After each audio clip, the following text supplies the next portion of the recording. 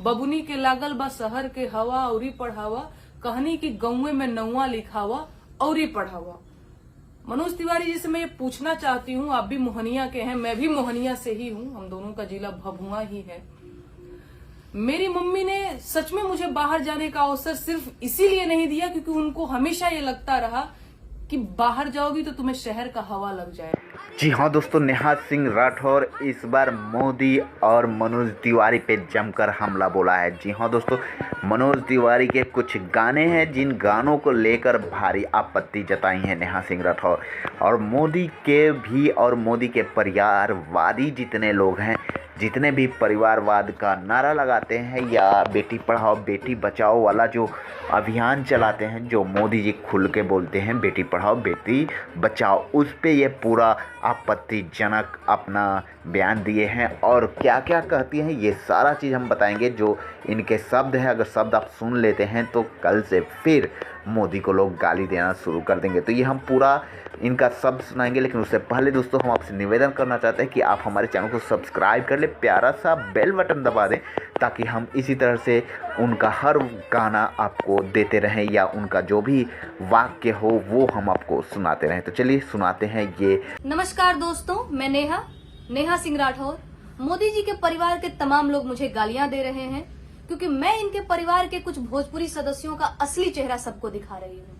लोग अब ये देखना शुरू कर चुके हैं कि बेटी बचाओ का नारा लगाने वाले ये लोग ही बेटियों की सुरक्षा के लिए असली चुनौती रहे हैं। ऐसे फुहड़ और इतने गंदे गंदे गीत इन्होंने गाए हैं कि ये खुद अपनी फैमिली के साथ नहीं सुन सकते। मनोज तिवारी जी कहते हैं कि पेट में सीएनजी, इनका चोली में मोबाइल, अरे लड़की लागे कम ज्यादा लागे ले मिसाइल। ये इनके गाने हैं। अगली लाइन जिसपे मुझे खुद आपत्ति है, क्यों मैं बता देती हूँ। एक गाना है इनका, बबुनी के लागल बा शहर के हवा औरी पढ़ावा, कहानी की गौवे में नौवा। जो भोजपुरी समझते होंगे वो समझ रहे हैं कि मैं क्या कह रही हूँ। बबुनी के लागल बा शहर के हवा औरी पढ़ावा, कहानी की गौवे में नौवा लिखावा औरी पढ़ावा। मनोज तिवारी जी से मैं ये पूछना चाहती हूँ, आप भी मोहनिया के हैं, मैं भी मोहनिया से ही हूँ, हम दोनों का जिला भभुआ ही है।